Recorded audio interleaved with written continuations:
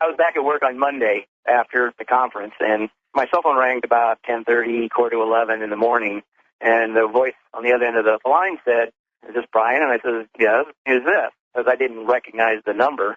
It says, "I want to tell you that what you've been talking about, you need to stop talking about." And I said, "What stuff was that?" And he says, "We know that you were with Linda Howe on last Thursday night, and we know that you went to dinner at a Mexican restaurant in Joshua Tree, and we were aware of what you were talking about with her and other people, and that your experience that you had when you were on the ice, when you were in the service. We don't want you talking about that. Specifically, we don't want you talking about the scientists that you picked up after being missing for a couple of weeks." And I said, "How would you know about that? I've only talked to certain people." And the voice in the phone said, "Well, we know pretty much everything." And then they said, "Just don't be putting that out there anymore. Certain people would prefer that you not talk about that." And then I said, "Well, I'll consider that." And then the phone went dead. There was a click. Whoever on the other end hung up. I was like, wow, this is out of the blue. What did you do next? Well, I was kind of curious, so I took the number off my cell phone and Googled it on the Internet. It came back as the general phone number for the NSA. The National Security Agency in Fort Meade, Maryland. Yes. I called Kelly, my nephew, and he Googled it too. Why would you get a threat specifically using my name now in June of 2016? The only thing that I come up with is that report that's been going out on the Internet of that British documentary team that was down there in Antarctica, right? Something that was found under the ice. That team went missing, and they have not found those people since. Possibly that documentary team was in the same area where those scientists went missing for those 2 weeks, and that somebody doesn't want putting two and two together and going, well, you know, there's people down there that went missing for 2 weeks back in the 90s, and now these people are missing and haven't been found yet. Maybe there's a correlation there. The British documentary footage that Brian is referring to was first reported in a March 18, 2002 press release from the Atlantis Mapping Project in Washington, D.C. that began, quote, "The U.S. government said it will seek to block the airing of a video found by Navy rescuers in Antarctica that purportedly reveals that a massive archaeological dig is underway 2 miles beneath the ice," close quote. The video was allegedly the property of a Beverly Hills company called Atlantis TV that produced the Atlantis Mapping Project channel for the BBC in London until 2015 when it was closed down. The March 2002 release also said that the Atlantis TV crew had disappeared and that 2 U.S. Navy officers had found the missing production crew's videotape, quote, in an abandoned supply dump 100 miles west of Vostok Station, close quote. That would be near the South Pole. The AMP press release said the video shown to National Science Foundation researchers at the South Pole's Amundsen Scott Station showed a pyramid and, quote, other spectacular ruins and things they could not go into, close quote. Allegedly, Navy SEALs came in one or more helicopters to take objects away. Officials of the U.S. Naval Support Task Force in Antarctica denied the story and said the Navy did not possess any video shot by the missing Atlantis TV crew. But at the same time, there was another U.S. legal action in 2002 to block the release of a hardcover book entitled Raising Atlantis by Tom Grenius, a novel based on fact.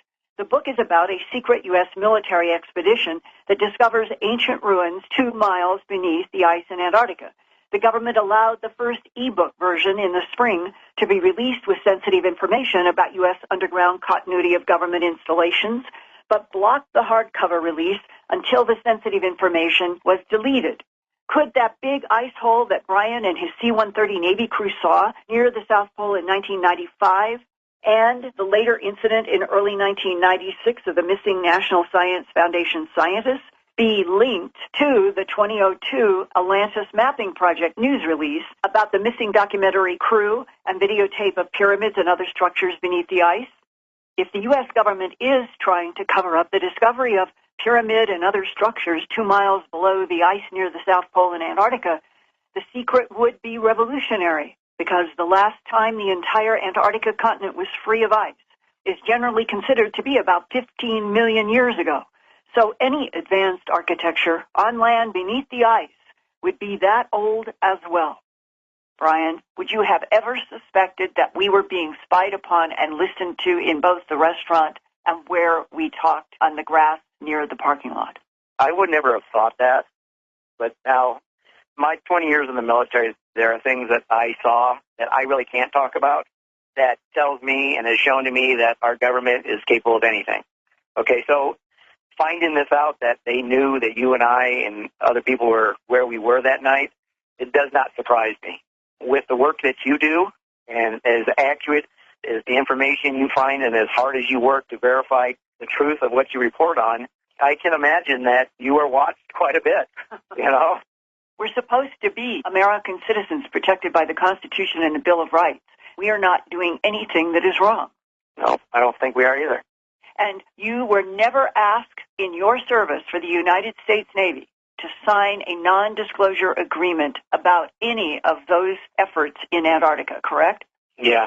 At the time when I was in the service and those incidents happened, we were verbally told we couldn't say anything, to forget about it, but I never signed the non-disclosure of anything that I did while I was serving in the Navy. In Antarctica? In Antarctica, yes. Now let's play an excerpt from our original January 30th, 2015 interview. Here's this huge hole in the ice, almost like a cave entrance, but it was large enough that you could fly a C-130 into it, a hole that went down. We were told not to fly that area, but we continued our mission and picked up our medical emergency and turned around and had to come back to South Pole to refuel. And when we got close to that air sampling again, we were told, deviate this way so many miles and then turn back on course. Made our way back to McMurdo, and the entire crew was told to report to the skipper's office. We all got sat in this room, and this guy came in that nobody had seen before and said, okay, you guys saw this thing? You didn't see it. And he means the big, deep hole. Yes, big hole in the ice that was supposedly the air sampling station. We were told to not talk about it ever, and that area was considered off limits for research. In your email to me, you wrote, talk among the flight crews was that there is a UFO base at the South Pole, and some of the crew heard talk from some of the scientists working at the pole of EBAs, an acronym for extraterrestrial biological entities, working with the scientists at their air sampling camp, which is the large hole in the ice. Yeah. We're told not to talk among ourselves officially, but the guys, after a flight, you know, you have a few beers, and it's like, yeah, I heard these scientists talking about that there's some guys there at Pole that were working with these strange-looking men. They weren't saying, you know, alien or extraterrestrial, whatever, and that the air sampling station was actually a joint base with the scientists and the ETs. In your email to me, you said, quote, none of the scientists would talk to any of the crew on the plane, and they looked scared. That was a mission. It was probably a 2.5-hour flight from McMurdo, in the middle of nowhere. We put this crew out there McMurdo had lost communication with. You're supposed to check in every so often by radio to tell McMurdo that everything's okay. So after they hadn't been heard of, we got sent back out there. Nobody around. All the equipment was still there, but the entire camp was gone. We called McMurdo on their radio to make sure that the radio was working, and we could hear McMurdo fine. A week later, supposedly these scientists had gotten back to camp and wanted to be picked up. And we went back in there after we got airborne. I went back looking around, and these people's faces, they looked scared is what they looked. And I asked my loadmaster, where have these guys been? And he said, I don't know, I can't get any words out of them. Blank stares, and he offered them food and stuff, and they're like, nobody would take anything. And so we get back to McMurdo and unload their gear. It was put in isolation. Kind of weird. Why is that stuff being isolated? With everybody talking in the camp, all the civilians. Yeah, those guys went back to Christchurch, and they had a special flight for these guys. And nobody said anything. Am I understanding correctly that each of the science groups that you guys flew in and out of the Antarctic base, they knew they were going to work with extraterrestrial biological entities down in that big hole? What somebody had overheard was that there was an installation joint venture at Pole, not necessarily at the South Pole Station, but in the vicinity of South Pole. They were conducting some kind of project. Between extraterrestrials and the human scientists. Correct. It's like, man, what did these guys see? Why were they gone for 2 weeks that nobody knew where they were? It makes you wonder, is like, okay, so what is our government and other governments doing that we don't know about that's going on down there with visitors from somewhere else, and what possibly is still going on down there? Brian, what can anyone do to an agency that calls up from anonymous voices who do not even identify themselves by name or agency they are calling from, and then try deliberately to intimidate? I don't know what we can do. If the government says it's not going to happen or shut up, that's what happens. I think people just have to come forward and tell what they know. It's like one person stands up in a crowd and says, no, I'm not going to do it. And you know what? Somewhere in that crowd, there are other people that feel the exact same way. And if one more person stands up and one more person stands up, pretty soon you've got a crowd, and we need to get back into that kind of mindset and make the government serve us and not us serve the government. Brian, would you please read the email that you sent to me? Okay. Linda, I was listening to your reporting, Bill Tompkins, and his knowledge about the alien races and the agendas they are attempting to carry out. I started to realize the things that my father had told me in his ending years of life that now made total sense to me. His account of the times during World War II flying bombing missions over Germany, the balls of light, which he called Foo Fighters, his two missions that he thought he and his crew were not going to make it back from Germany because his plane had been shut up so badly, flying only on two engines. And when he thought that everything was lost, he told me that he turned to his co-pilot, and there sitting between them was the image of Christ.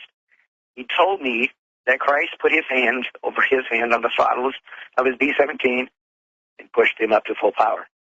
This next thing my dad then said is what he was engulfed in a white light so bright he could not see anything in the cockpit of his bomber. And then the next instant, his plane was over the English Channel, and he had lost several hours of time. As my dad was telling me about this mission, he was upset and crying. I had never seen my dad ever cry before in my life. Until the day my dad died, he would not say any more about that mission. He would tell me about his other missions flying over Germany as many times as I wanted to hear them. That one, only once did he talk about. That mission, I believe, was one of the Foo Fighter encounters he had, and his crew may have been abducted and then returned to the aircraft just before the plane reached England.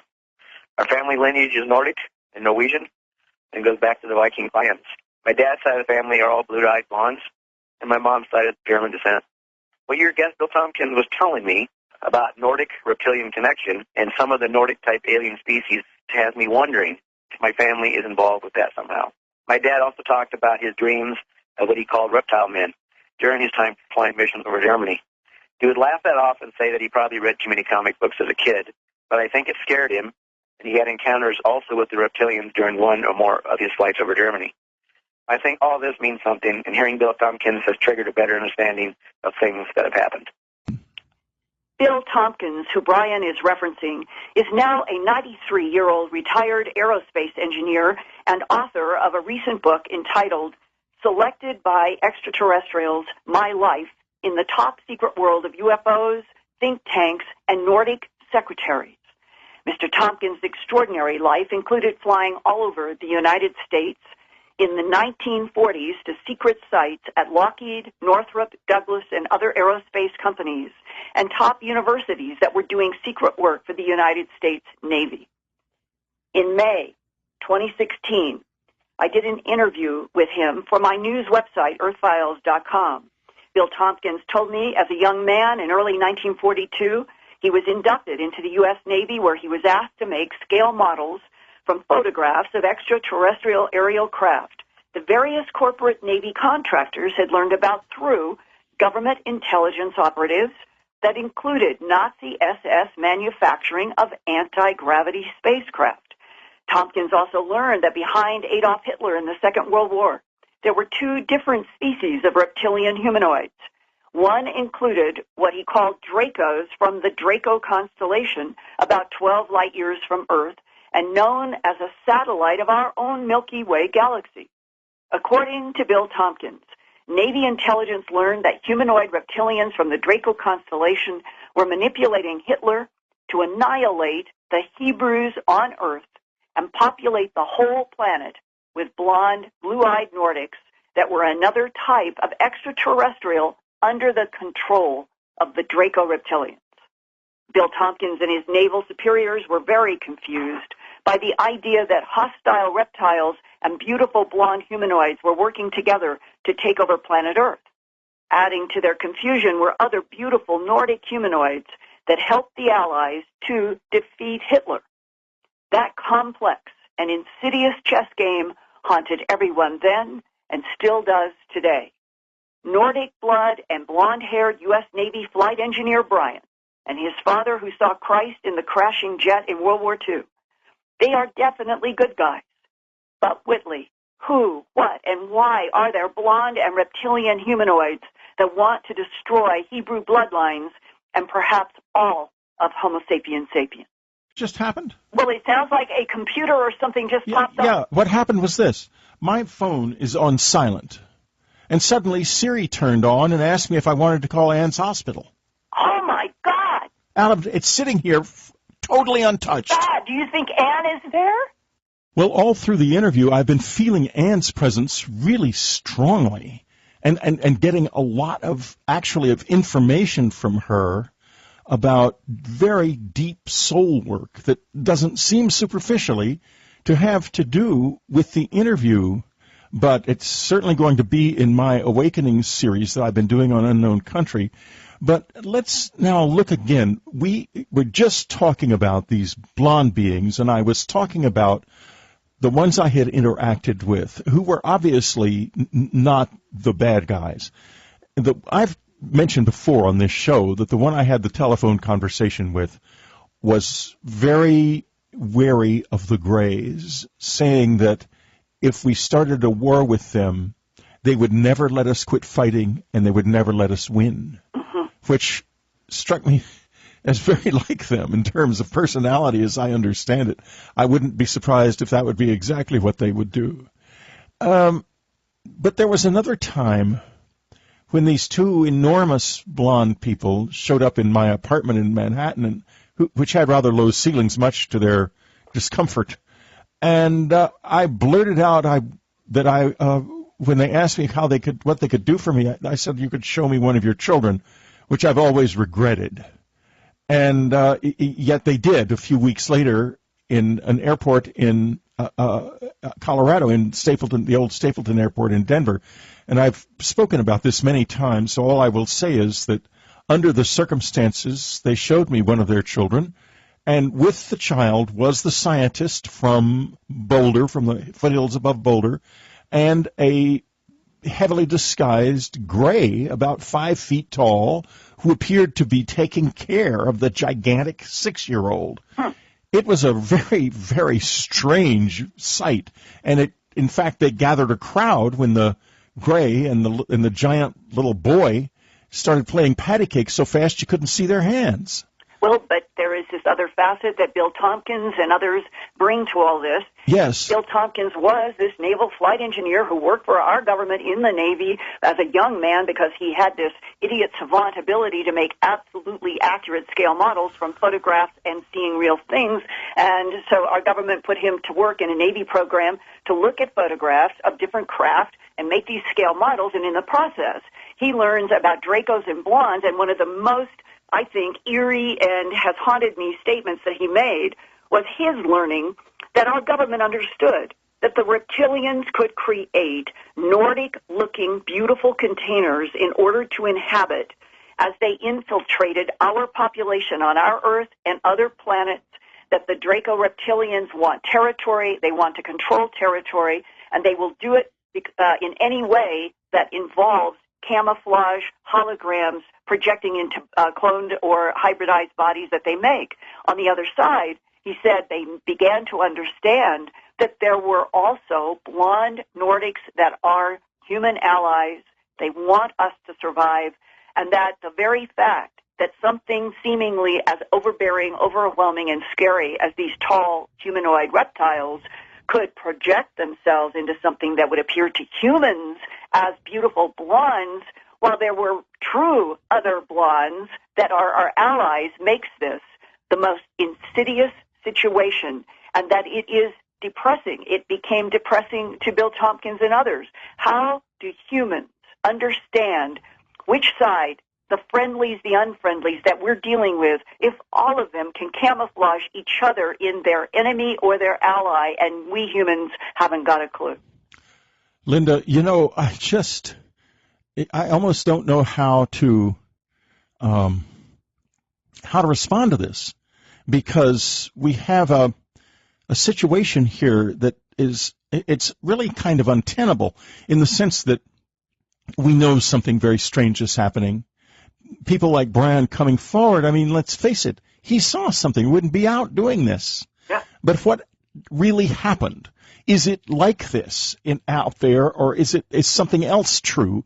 And is it even from out there? I mean, we just don't even know that. Well, Bill Tompkins also adds this huge, I think, insight that in World War II, Adolf Hitler had this obsession about Argentina and Antarctica. Yes. Well, and that Bill Tompkins says on the record, my gosh, he's working with Bob Wood, who worked for McDonnell Douglas, and Bob Wood has been helping Bill Tompkins edit his memoirs into autobiographies. And you could trust Bob Wood, and he's working with Bill Tompkins, and Bill Tompkins said that our government learned that there were 3 very large, to use the word cavern doesn't do it justice. He said they are natural large spaces in the Antarctica land base. I'm not talking about in the ice. I'm talking about under the land of Antarctica.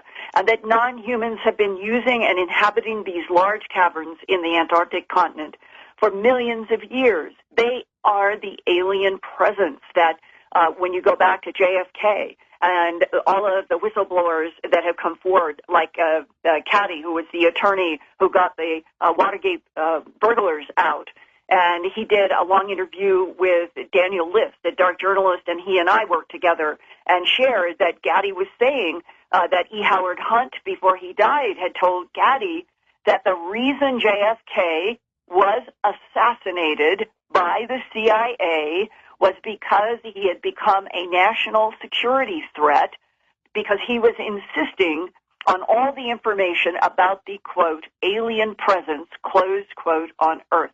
That means it is here, it is underground, but it is also out there in the solar system and in the Milky Way and beyond.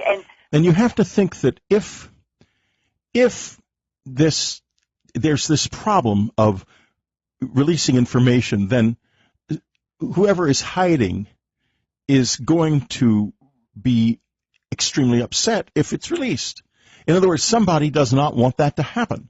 And that would be because whatever they're doing, they want to be left alone by the human population. They want us to not respond to their presence. But it's so clear from Bill Tompkins and even John Brandenburg now, who is presenting scientific papers about the 2 atomic explosions on Mars. Yes, we've had him on Dreamland. He's fabulous. And that there has been secret, from Earth's point of view, secret. There have been all kinds of wars raging through this solar system, throughout the Milky Way galaxy, and as Bill Tompkins said, not only are there warring factions in the Milky Way galaxy, it goes way beyond into other galaxies, and that on this planet right now, as we are living and speaking, our government has secret galactic trade routes having to do with technologies and who knows what else that are going on with quote-unquote friendlies that are depositing things here on the Earth, getting technology from human engineers that they like, and that we are going forward into the 21st century as a planet that has been kept ignorant and dark,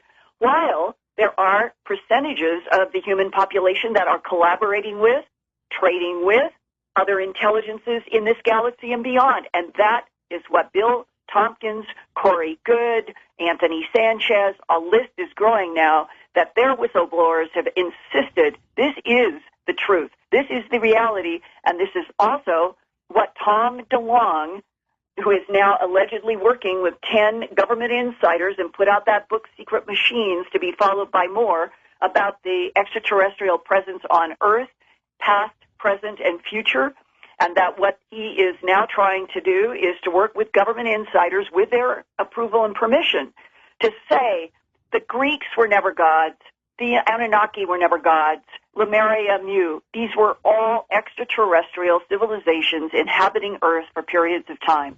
The question that is not clear, why did they leave? Where are they now? And who will come back? Well, you know, I have a message here from Anne. Anne is very present in this conversation, and surprisingly to me, because this wasn't the sort of thing that she really focused on when we were still both in the physical, but here it is. She's saying, when people fail to keep their place, she means planet, then others will take it. Mm-hmm. It happens all the time. Mm-hmm. And you know what we're looking at here is a species, the human species, that is in the process of losing control of its planet, its environment, and we are going to be in big trouble as a result of this. This has been the consistent message, not only in my experience with the visitors, primarily with the Greys, but with most every close encounter witness I know who's into this in some coherent way and not in the demons, angels space or something like that. That is that the planet's in trouble, and we need to act on our own behalf. Interestingly enough, the Greys don't have the attitude that it's our fault. They feel it's the fault of our structure. In other words, we have no, and I learned this when I was a child in the secret school, we have no sexual seasonality, we have no hair, and we have very prominent genitals and excellent memories, and this has made us sexually overactive. And the result has been a population explosion that is not our fault. It's the fault of our evolutionary structure, but we're still in jeopardy because of it. Because if we lose the planet, then it's up for grabs. Somebody else can take it and do what they can to fix it and make use of it. And that fits into what John Brandenburg says, that this is a neutral zone, or has been a neutral zone in terms of geopolitical territorial conflicts, that there are various types of non-human intelligences that come and go, and Earth is both a laboratory and a trade route market, and that there are interests out there that have been trying to undermine humanity so that we would become so weak that they can take the planet Earth, and that whatever happened on Mars, whatever was the reason behind that war, that whoever exploded these hydrogen bombs in the air to make the percussion on the ground even more destructive to what John Brandenburg thinks were two Cydonia area of cities that may have had 2 million beings in them, all of it devastated with the two hydrogen bomb explosions. We need to find out who was responsible for the hydrogen bombs. I think John thinks it is the nasty category of Greys who were chasing after tall pails that have been described by others in books now, that there has been a war going on between tall pails and a certain faction of Greys for millennia, and that in Mars there was this war that had an ancient motive, but now it has affected our entire solar system without Earth humans understanding.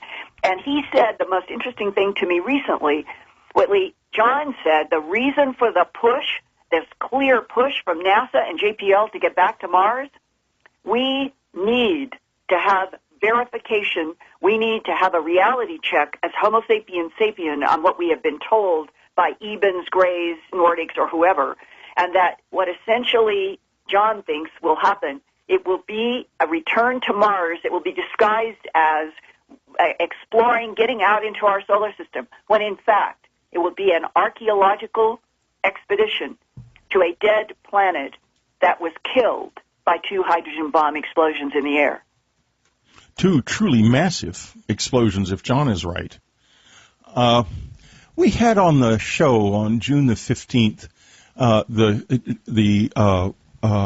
let's see, I guess it must have been Nick Redfern was with us with his book Weapons of the Gods, and he was talking about areas in the Middle East that are glazed with trinitite. Just like on Mars. Exactly. Now, I want to now go from there to a letter I received many years ago from a lady who lived in Tennessee and had been out walking with her son in the woods when suddenly this little dark blue figure, and these kobolds, as I call them, are heavily involved with me right now. I'm having a period of time where I don't think I've ever been more involved with them than I am in these past 6 months. In any case, that aside, it came and he said, I'm a rebel, and I'm here to tell you the truth. There was a war between Earth and Mars many, many, many years ago. Earth destroyed the surface of Mars, but we captured your souls and have condemned you to recycle on your planet forever. We call it dead. forever. And that was it. It stepped back into the cave it had come out of and was gone. Now, flash forward to another event that took place in Indonesia. And folks, you can find this also because I interviewed the gentleman who was involved in this on Dreamland as well. And I'm working toward his name. Hopefully I'll remember it. And I'll go back and edit it in here if I can't remember it right away. In any case, he was going to a village in Indonesia and had been told he was an NGO, a non-governmental organization operative, setting up low-power, localized radio stations so very isolated tribes could communicate among themselves. And he was going to this very isolated area. And in the context of this experience, he found out about a number of people who, Alan Lammers was his name, Lamers. Go to unknowncountry.com, go to Dreamland, go to the search engine, the extended search engine, click on Dreamland and put in Lamers and you'll find the interview if you're a subscriber. In any case, a group of 5 people had disappeared and only one of them came back. Ever. The other 4 were never been found. And he described walking through an area that ceased to be the jungle and became a kind of forested upland with antlered animals in it, which, of course, they don't have in Indonesia. And they were followed, he said, by this dark blue figure who said that he was a rebel, and this one man, was being sent back as a warning to the world. Now, I put all of that out without really putting it together, but it's linked. It's linked. There is somebody here trying in a kind of off-kilter way to somehow warn us about something. And there seem to be other forces less visible to us, more indirectly present, that are about the dangers that we are being warned of. Mm-hmm. I wonder if that makes any sense to anybody. I hope it does. It does, because I have reported before about the Army sergeant in Colorado that I call CJ, who on July 29th, leaving Hunter Army Airfield to go to Fort Carson in Colorado, and he, his wife, 2 kids, and animals and all were headed to go through Atlanta, and something took over, diverted. The GPS did not make any alarm, and they end up having an 850-foot diameter disc with symbols on it come down in front of their truck. And he works in the Army in a role where his job is to see anything on the ground, in the air, and be able to analyze, estimate sizes, distances, and what they are. That's what he does for a living. And he knew that he was looking at something that was approximately 820 to 25 feet in diameter in front of the road. And then how it all unfolds, I have all of this at earthfiles.com, one of the most extraordinary missing time and evolving stories involving a military person that I've ever investigated. And when he comes, finally, when the whole family realizes they're on the wrong road, they're going the wrong direction, they had no clue from the GPS, he is completely astonished and confused. They get back in the road that will take them to Atlanta. They finally get to a motel and check in, exhausted. But he finds himself opening his eyes, standing, leaning against the door jamb of the bathroom in the motel. In his one hand, he has a ballpoint pen. In the other hand, he has an 8.5 by 11 receipt from the motel when they checked in. And he is looking at the back of his receipt, and there is a string of squares and ones. And I have been working with Horace Drew, the geneticist in Sydney, in translating what appears to be binary code, even in layers. It's very complex.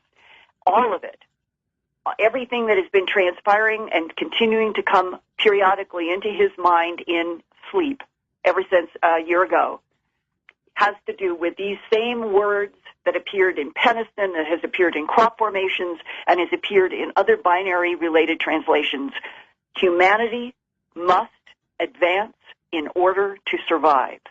Life is not guaranteed here, that we have allies, but there are enemies out there that want us gone. This is what this Army sergeant has been receiving for a year. Well, I often think either we're an incident in some vast, I don't even know if you can call it a conflict, in some vast disturbance that is sweeping around us, or we are the focus of a battle, literally, between dark and light, or both. Right. And I have to say that I think it's very holographic. I think that what is happening to us reflects a fundamental condition of the universe. That is to say, this conflict that we see as a conflict is also the endless friction between dark and light. Ann and I and Shirley MacLaine used to go to a restaurant up on the Pacific Coast Highway called Jeffrey's. It's a lovely place, and you can sit outside and have a lovely dinner overlooking the Pacific. It's just beautiful. And the sun sets and it gets dark, and we would sit out there and talk together for hours.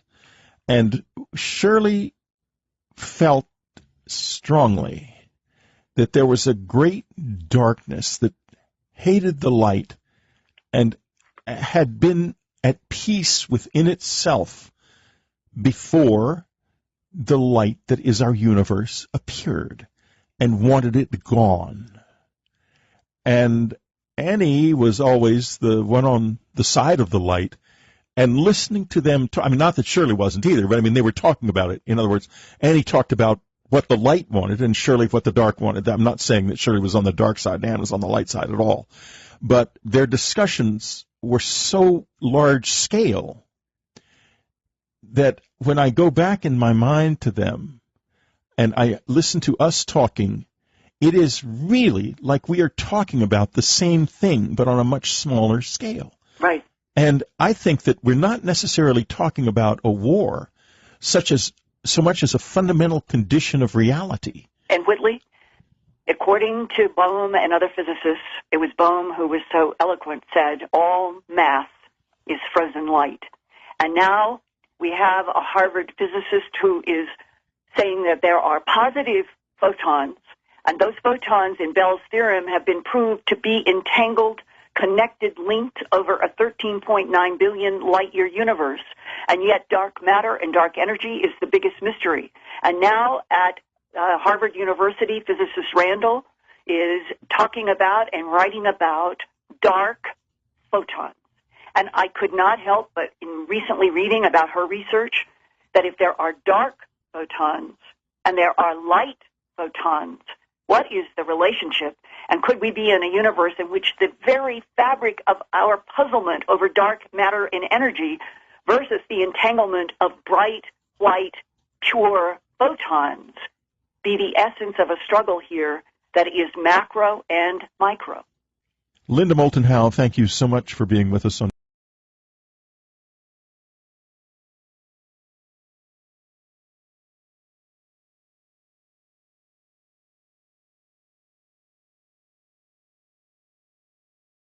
I was back at work on Monday after the conference, and my cell phone rang about 10:30, quarter to 11 in the morning, and the voice on the other end of the line said, "Is this Brian?" And I said, "Yes, who's this?" Because I didn't recognize the number. It says, "I want to tell you that what you've been talking about, you need to stop talking about." And I said, "What stuff was that?" And he says, "We know that you were with Linda Howe on last Thursday night, and we know that you went to dinner at a Mexican restaurant in Joshua Tree, and we were aware of what you were talking about with her and other people, and that your experience that you had when you were on the ice, when you were in the service. We don't want you talking about that. Specifically, we don't want you talking about the scientist that you picked up after being missing for a couple of weeks." And I said, "How would you know about that? I've only talked to certain people." And the voice in the phone said, "Well, we know pretty much everything." And then they said, "Just don't be putting that out there anymore. Certain people would prefer that you not talk about that." And then I said, "Well, I'll consider that." And then the phone went dead. There was a click. Whoever on the other end hung up. I was like, wow, this is out of the blue. What did you do next? Well, I was kind of curious, so I took the number off my cell phone and Googled it on the Internet. It came back as the general phone number for the NSA. The National Security Agency in Fort Meade, Maryland. Yes. I called Kelly, my nephew, and he Googled it too. Why would you get a threat specifically using my name now in June of 2016? The only thing that I come up with is that report that's been going on the Internet of that British documentary team that was down there in Antarctica, right? Something that was found under the ice. That team went missing, and they have not found those people since. Possibly that documentary team was in the same area where those scientists went missing for those 2 weeks, and that somebody doesn't want putting two and two together and going, well, you know, there's people down there that went missing for 2 weeks back in the 90s, and now these people are missing and haven't been found yet. Maybe there's a correlation there. The British documentary footage that Brian is referring to was first reported in a March 18, 2002 press release from the Atlantis Mapping Project in Washington, D.C. that began, quote, the U.S. government said it will seek to block the airing of a video found by Navy rescuers in Antarctica that purportedly reveals that a massive archaeological dig is underway 2 miles beneath the ice, close quote. The video was allegedly the property of a Beverly Hills company called Atlantis TV that produced the Atlantis Mapping Project channel for the BBC in London until 2015 when it was closed down. The March 2002 release also said that the Atlantis TV crew had disappeared and that 2 U.S. Navy officers had found the missing production crew's videotape, quote, in an abandoned supply dump 100 miles west of Vostok Station, close quote. That would be near the South Pole.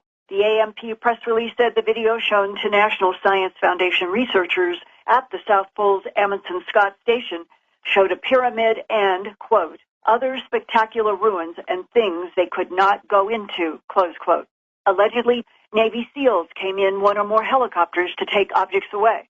Officials of the U.S. Naval Support Task Force in Antarctica denied the story and said the Navy did not possess any video shot by the missing Atlantis TV crew. But at the same time, there was another U.S. legal action in 2002 to block the release of a hardcover book entitled Raising Atlantis by Tom Grenius, a novel based on fact.